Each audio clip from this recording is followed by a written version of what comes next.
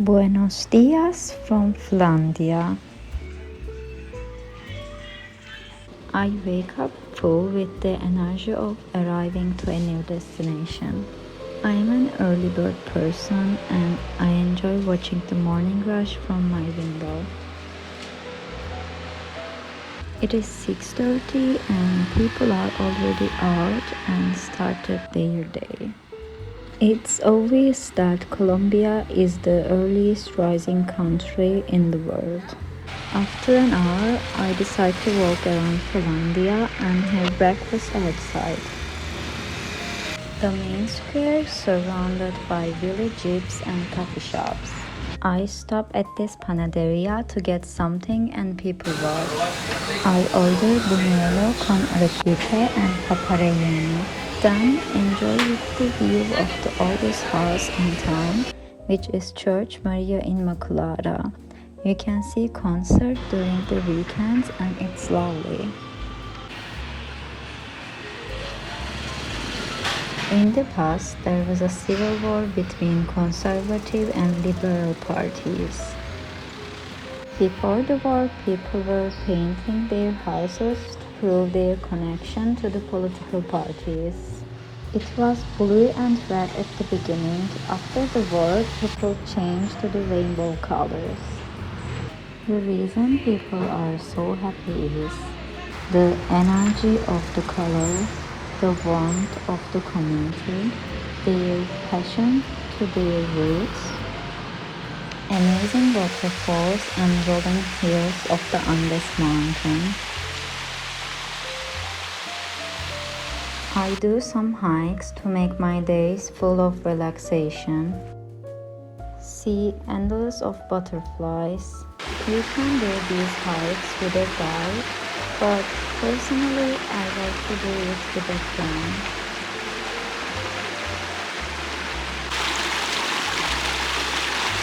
After hiking, I shared a bandeja paisa with my friend.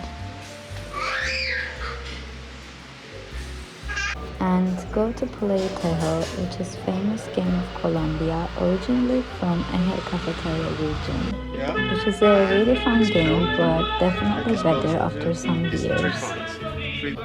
No idea how, but I win the first game. After the game, I think the day is finished. However, we continue with aguardiente and some beers in the main square. End up getting fried snacks.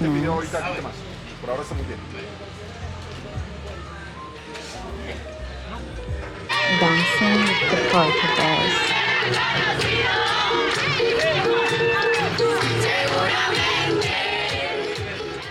Another day started with the old lady explaining us how to pick right maracuya. Pero solo para hoy. Con uno o dos ya me basta. Con eso ya tiene. We get our snacks and ready for another hike. All the birds means that there should be a dead animal close by. Later, we encounter super red honeydews, a red banana tree, and lulo trees.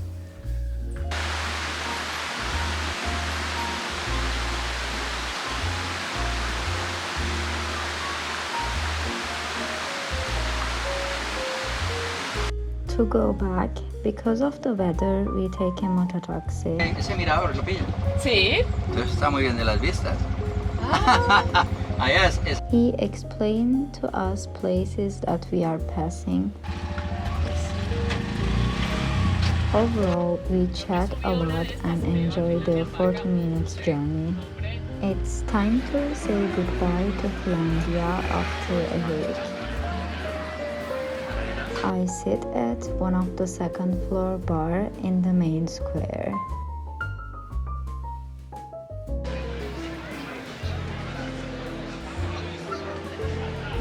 And order my favorite cocktail, Negroni.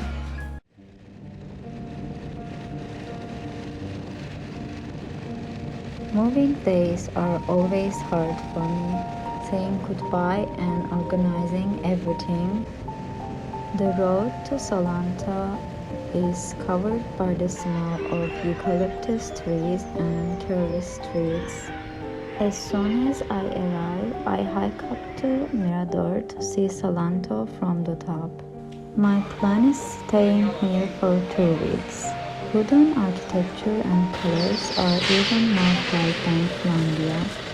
The town opens its shops later than in Finlandia, and there are much more tourists than Finlandia.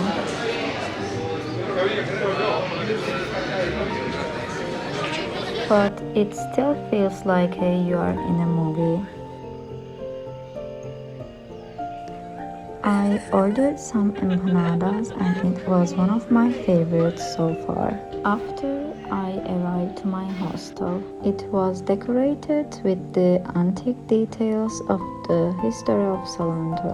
In the afternoon, I couldn't resist the town famous galletas de café. Salento is quite hot during the day, that's why life starts in the afternoons. People also do mini day trips, and these hours are for returning and relaxing. The day I waited for a long time finally happening. Arrived to the longest palm tree forest of the world.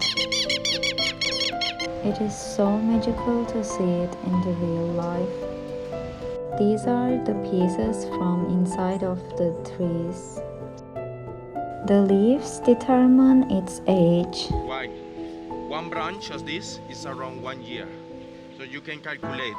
I walked the long trail which takes almost 4 hours. See the cutest birds. It's not always possible, but if you are early enough, you may get lucky. The trail is so diverse. After 2 hours, I see the pine forest. The palm tree forest is only at the beginning.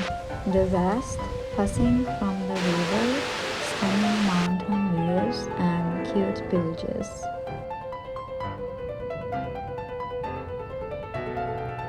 When I get back to town, it is almost midday. I desperately need some delicious Colombian coffee, so I find a nice spot. My time in Salento passes doing the same things mostly. Visiting the shops, trying different cafes, walking around, encountering some dancers,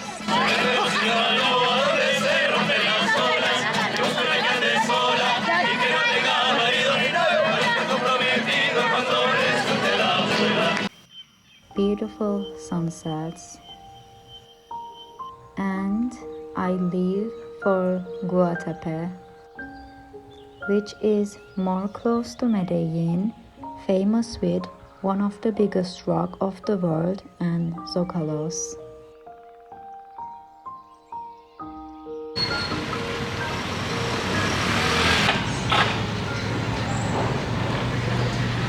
I admire the church way more than other towns' churches. Listening to the hymns in the morning was a good start to the day.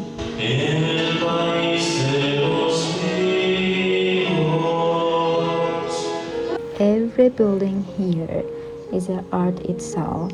Residents decorate the bottom of every building with fresco-like panels called zócalos. Seeing this artist painting every day is remarkable. She is so talented.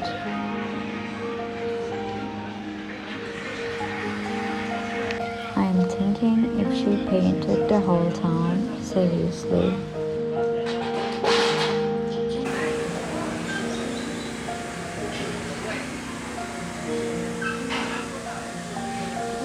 La Zoleta de los Zócalos is always packed with visitors. Well-known with their staircase. It's a good spot to have coffee from different points.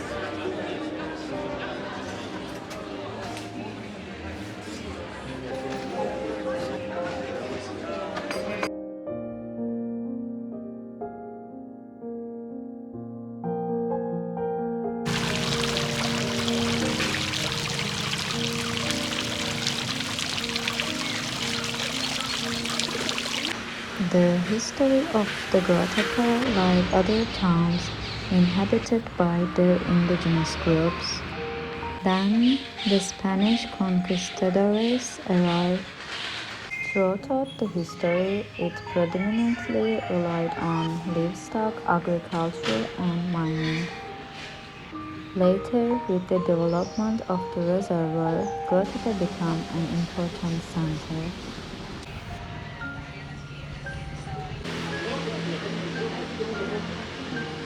Walking around Guatapé, looking at Zocolos, gives many clues about the history. Since I'm in Colombia for a long time, I like to eat internationally some days. The Mexican restaurant was absolutely delicious and had the best view to see the town. Later, we'll visit some shops.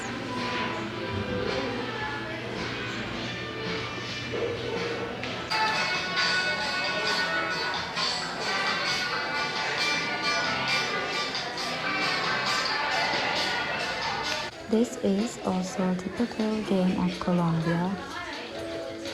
Party buses are also a thing here.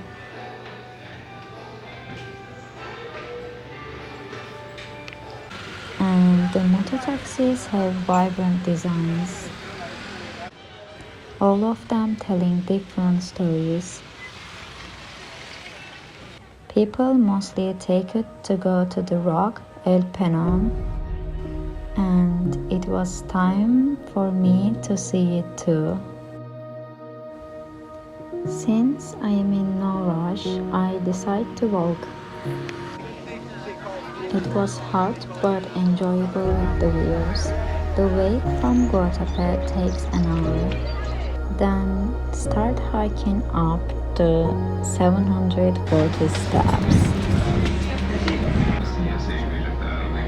The sky isn't too clear. However, I admire the tiny islands and residence houses around it.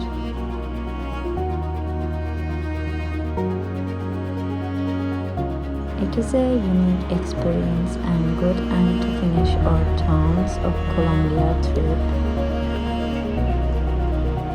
Thank you so much for watching. See you at the next chapter.